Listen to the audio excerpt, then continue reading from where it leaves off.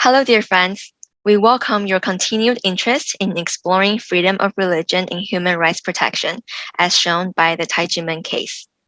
Today, we're going to watch a film directed by Italian religious scientist Professor Massimo Introvi, which had its world premiere on November 19, 2020, in a side event of the Third Ministerial Conference on Promoting Freedom of Religion and Belief, organized by the U.S. Department of State. The film tells the truth about the Tai Ji Men case. Let's watch the first part of it. A question of justice. The Tai Ji Men tax case in Taiwan. Taiwan is known as a beacon of democracy in a region plagued by dictators. Yet, in 2020, thousands took to the streets to protest serious violations of human rights on the island. They were members of Tai Ji Men, a Taiwanese spiritual movement based on esoteric Taoism. It promotes a holistic development of mind and body, rooted in the practice of Qigong, including teachings about martial arts and other traditional techniques. Thousands of Tai Ji Men members regularly bring culture to the world through events that have been praised by political authorities, both internationally and in Taiwan.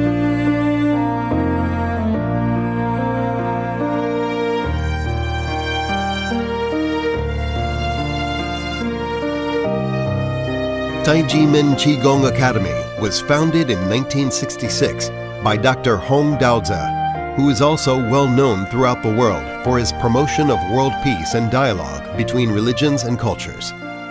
I could see Tai Ji Men having a very, very positive effect for Taiwanese society. Dr. Hong's path as a spiritual teacher has not been easy. Religious liberty is something Taiwan has achieved through a bumpy road only. In 1996, largely for political reasons, the government cracked down on religious and spiritual movements, accused of supporting opposition political parties. The campaign also targeted Tai Ji Men, although it had not taken political sides.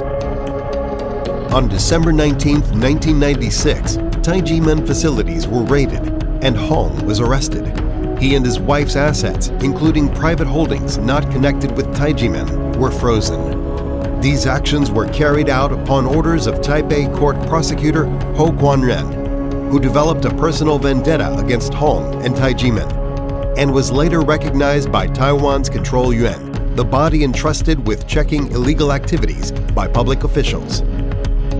Prosecutor Ho promoted a self-help association of so-called victims of Tai Ji Men, which was found by the Taipei District Court to be a false organization whose leaders had created bogus claims. The court also found that there were no victims. On April 15, 1997, Prosecutor Ho indicted Hong, who was freed on bail on May 26, his wife and 3 Tai Ji Men members for operating a fraudulent cult.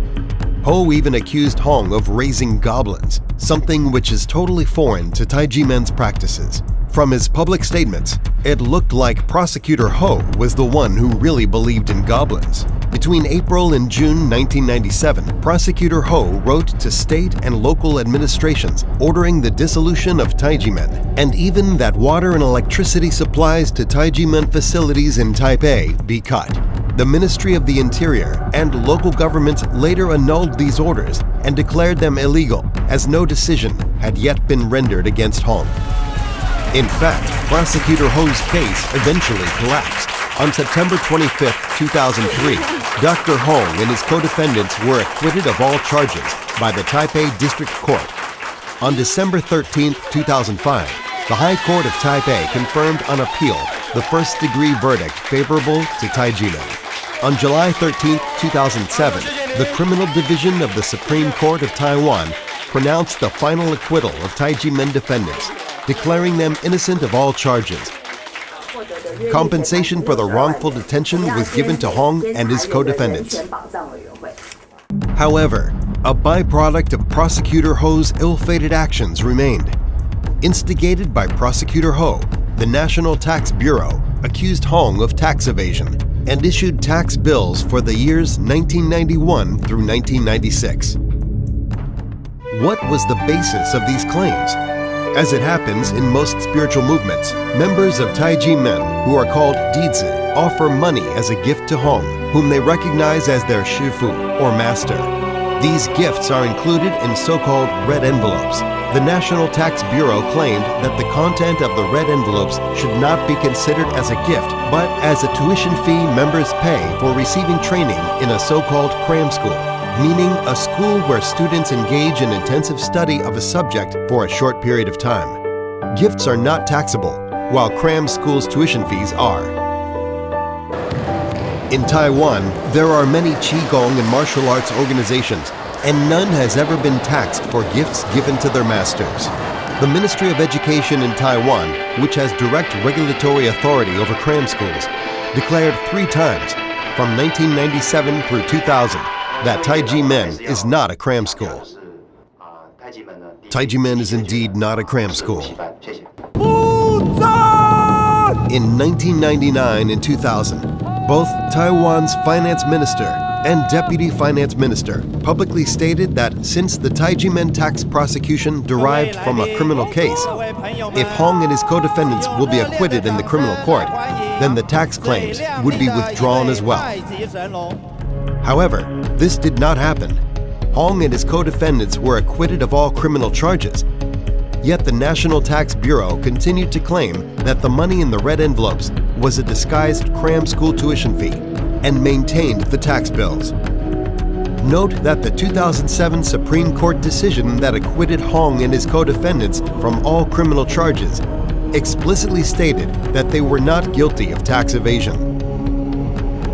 In 2002, following instructions by the Ministry of Finances, the National Tax Bureau conducted a random survey among Tai Ji Men dizi to determine whether they regarded their contributions as gifts or tuition fees.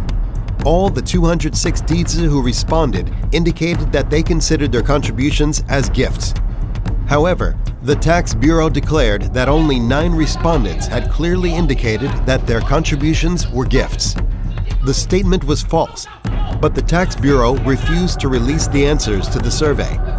Based on the Bureau's false statement about the survey, the Ministry of Finances refused to rectify the tax bills against Hong and Tai Ji Men. They appealed to administrative courts, and Taiwan's Supreme Administrative Court ruled in favor of Tai Ji Men on August 6, 2009. On July 17, 2010, the manipulation of the survey was exposed at a public hearing in the Legislative Yuan, i.e. Taiwan's parliament. Later, the National Tax Bureau agreed that a new open survey should be carried out. This happened only in 2011, and results were disclosed in 2012, revealing that there had been 7,401 respondents, and all had answered that they regarded the content of the red envelopes as gifts.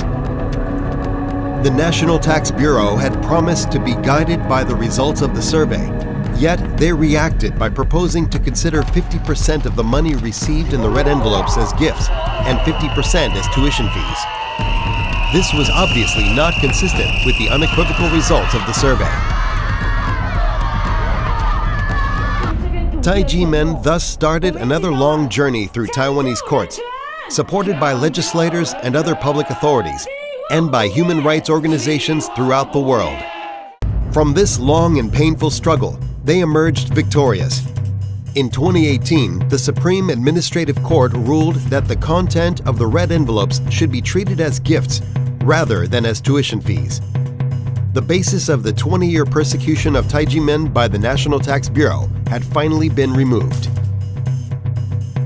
Unfortunately, this was not the end of Tai Ji Men's tribulations. The National Tax Bureau had initially alleged tax evasion for 6 years, from 1991 to 1996. After the 2018 decision by the Supreme Administrative Court, it agreed to reduce the tax bills for the years 1991, 1993, 1994, 1995, and 1996 to zero.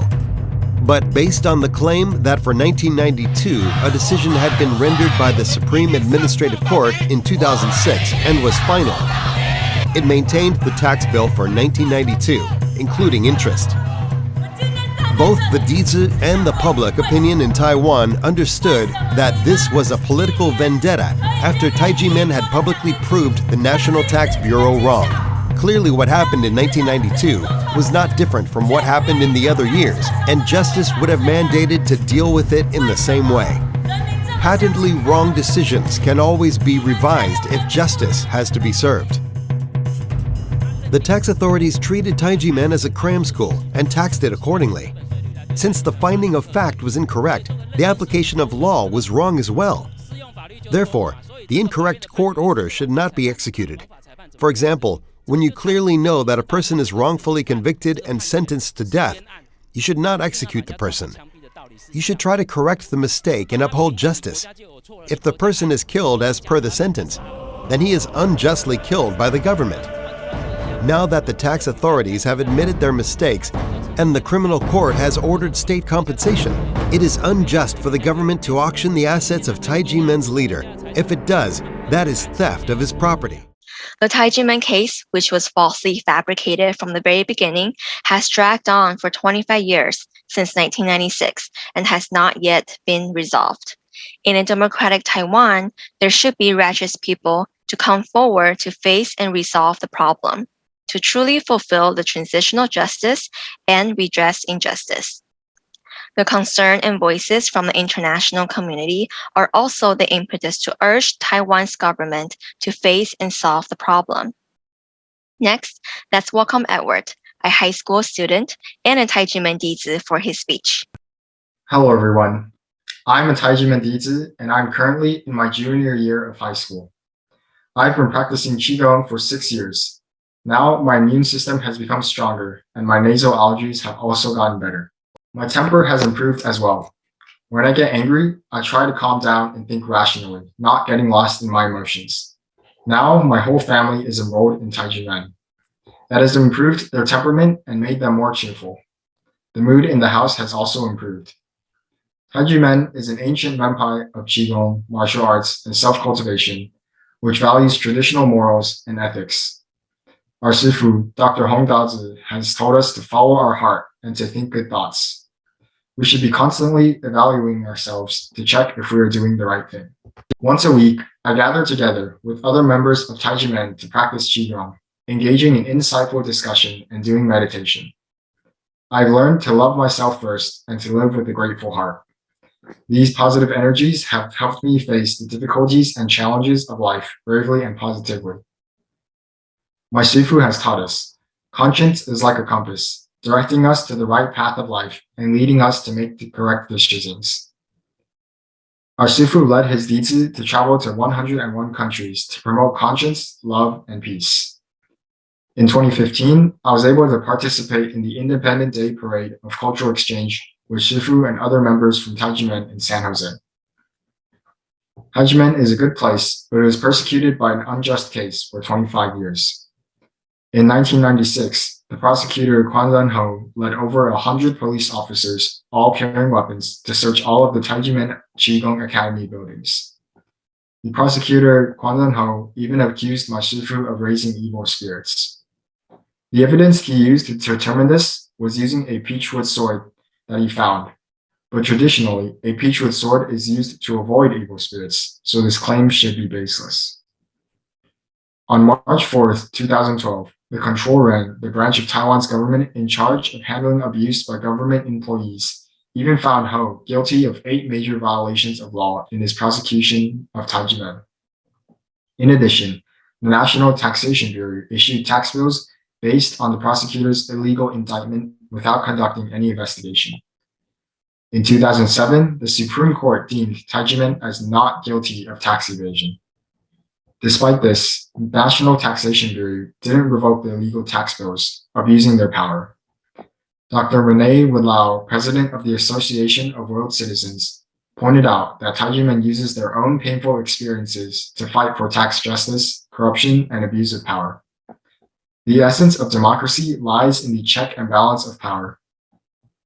In 2019, the National Taxation Bureau corrected the tax amount to 0 for the years 1991 to 1996. However, strangely, they chose not to correct it for the year 1992. In 2020, Tai Ji Men's sacred land was illegally auctioned by the Administrative Executive Office and the National Taxation Bureau. My shifu told us, only with conscience can there be love. Only with peace will there be human rights, and only with human rights will there be peace. I hope that President Tsai and the government officials' conscience can be awakened. They should help to resolve Tai Ji Men's unjust case right now. The illegal tax bills should be completely revoked. Our land should be returned as soon as possible. I hope Taiwan can become a truly democratic country, valuing human rights and being ruled by law. Thank you for listening. No one is a saint, no one is without fault. Everyone grows into a better version of themselves as they go through the process of change. And if there are errors in the nation's operation, they must be corrected in order for the country to improve and benefit more people. Next, let's continue to watch the film of the Tai Ji Men case, in which the government was unwilling to face its mistakes, leaving the people suffering and with no place to redress their grievances. This allowed the international community of righteous people to come together to show their support. No appeal by Taiwanese or international politicians, scholars, or human rights organizations stopped this vendetta. Not even courts of law were heard. On May 5th and July 23rd, 2020, Taipei High Administrative Court wrote twice to the National Tax Bureau of the Central Area, asking them to treat 1992 as the other years were treated. All this was to no avail. In August 2020, properties belonging to Hong were seized and auctioned, then confiscated after the auction was not successful, despite massive peaceful street protests in Taiwan and appeals by international NGOs. It may seem that this is a battle about money, but it isn't for Tai Ji Men. They spent in legal fees only, in 24 years of struggles, more than they would have paid had they settled with the National Tax Bureau. Insisting on conscience and justice, they did not settle. By settling, they would have admitted that they had been guilty of tax evasion, something that is both against their principles and factual truth. On the other hand, we can suspect that it really was about money for some bureaucrats. In cases of alleged tax evasion, they get a bonus on the tax bills, and some did get the bonus for the 1992 Tai Ji Men tax bill. It is not surprising that scholars and human rights activists from all over the world raised their voice in support of Tai Ji Men. Theirs is not a minor case hanging on technicalities. It has widespread implications, both for Taiwan and the world. Significantly, already in 2005, the Control Yuan had listed the Tai Ji Men case as one of the most important human rights incidents where it had to intervene. Taiwan is in a difficult moment in its history. Taiwan needs international friends, and it also benefits from its well-deserved public image of a country where, unlike in mainland China, human rights and freedom of belief are respected. The Tai Ji Men case is a relic of a bygone era, when religious liberty was still not fully respected in Taiwan. The petty tax vendetta against Tai Ji Men, however, raises doubts on whether the problems of the past have been fully overcome and is detrimental to Taiwan's international image. The fact that Tai Ji Men's properties were seized and auctioned on the eve of the establishment of Taiwan's National Human Rights Commission on August 1st, 2020, was an unfortunate coincidence, which contributed to the impression that the official rhetoric is at odds with the behavior of some rogue bureaucrats. The case has also international implications. It is a perpetual temptation for politicians and others in power to persecute religious and spiritual minorities that they, for whatever reason, do not like through the misuse of the tax system. The European Court of Human Rights is just one among several authorities that have ruled repeatedly that tax bills cannot be used to discriminate against religious and spiritual movements a government does not approve of. The European Court of Human Rights stated in a ruling in 2011 in the case Association of Jehovah's Witnesses versus France that through its tax administration, France had unduly harassed a group that had been illegitimately put on a blacklist of so-called harmful cults. The court went to explain that monetary offers made by devotees to their spiritual leaders or organizations are obviously gifts. The court concluded that considering donations as taxable payments is a typical way that some governments use and misuse to discriminate against movements that they don't like. But this is illegal under international human rights law. I think that it is as bad, if not worse, to allow an injustice to continue as it is to create the injustice in the first place.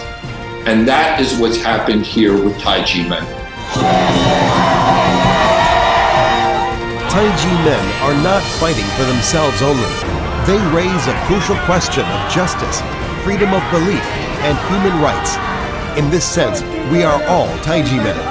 The injustice perpetrated against them is injustice against all of us. Their victory will be our victory.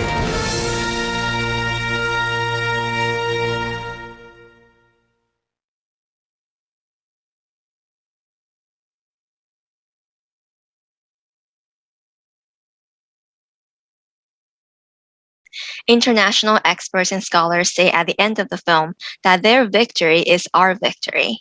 We hope that the government will heed these calls and immediately confront and vindicate the unjust case of Tai Ji Men.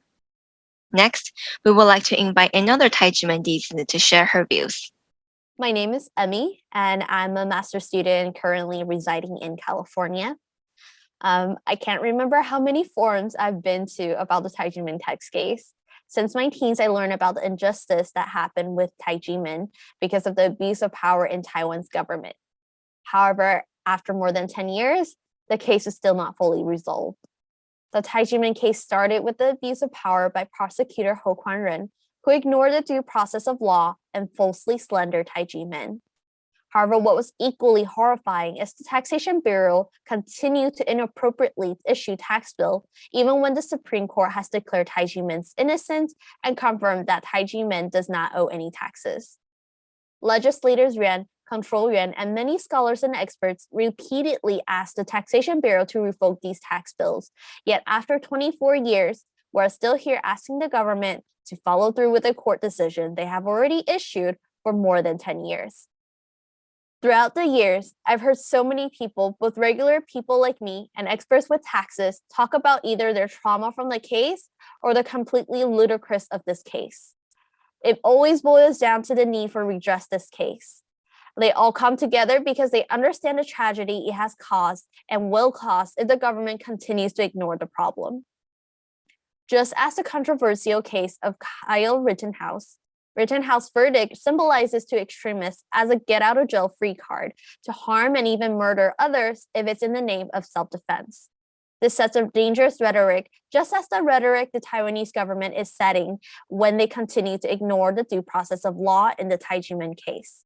When the government continues to deny the injustice it causes to its people, it sends the message to the government official that they can continue with their wrongdoings with no consequences.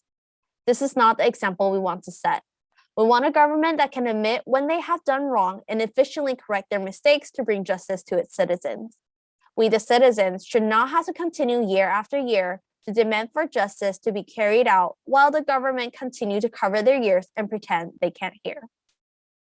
As Professor Kenneth Jacobson from Temple University says when referring to the Tai Ji Men case, it is as bad, if not worse, to allow an injustice to continue as it is to create the injustice in the first place. I sincerely ask the Taiwanese government to uncover their ears and listen to the heartbreak of their people and follow through with the Supreme Court ruling they made in 2007 and bring justice to its citizens and restore the rule of law. A person's life is finite, and in the pursuit of justice and righteousness, Tai Ji Men upholds the highest human values, insists on the truth, and never compromises. Tai Ji Men shifu and dizi have been fighting for human rights for a quarter of a century. The voices of Tai Ji Men dizi from all over the world, as well as experts and scholars from both the domestic and international communities who care about human rights and religious freedom, are urging government agencies to show courage, admit their mistakes, and resolve the Tai Ji Men unlawful case. Lastly, with the Psalm of Conscience, we hope everyone's conscience may be awakened so that we can continue to work hard together and insist on doing the right thing. Thank you all.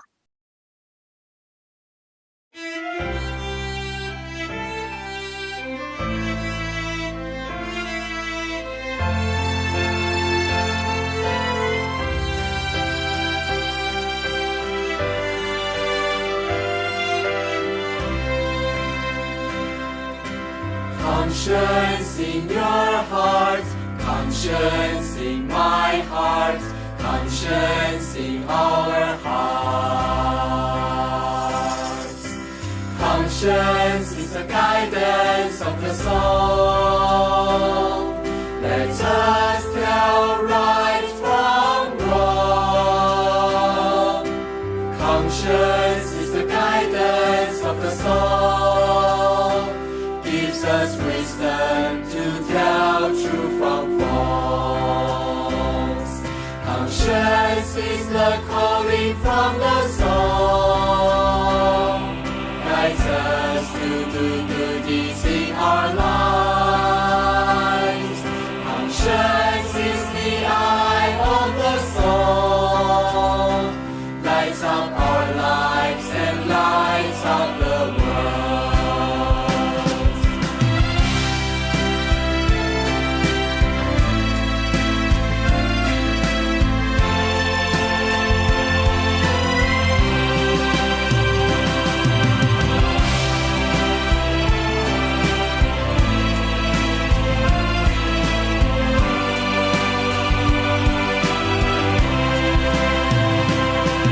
Conscience is within everyone. We are the ones with keys to open it. Do some good deeds for the world. Choose to be kind and polite to everyone. Give smiles to people around you. Follow the calling of conscience. Help others and help ourselves. Conscience in your heart, conscience in my heart, conscience